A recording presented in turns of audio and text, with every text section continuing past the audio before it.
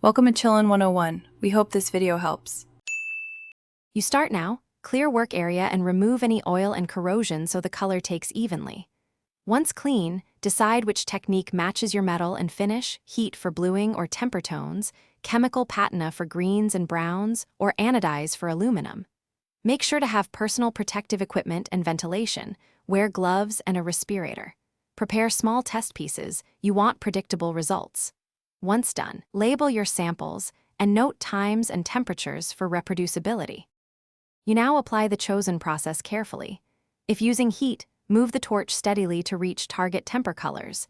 If using patina, brush or dip with consistent strokes and timing so the chemical reacts uniformly.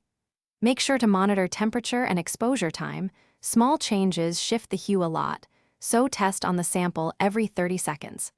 Once you hit the shade you want, quench or neutralize per method instructions. Keep notes about concentration and distance to repeat the outcome later. You finish by stopping the reaction and locking in the color. Neutralize chemically when required, rinse and dry thoroughly. Once dry, seal the surface with an appropriate clear coat, lacquer, wax, or high-temperature oil so the color resists wear. Make sure to cure coatings according to product instructions.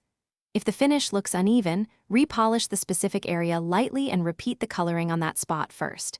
If problems persist, check for oil, contamination, or incorrect temperature and correct before reapplying. Thanks for watching. Consider subscribing if we helped you.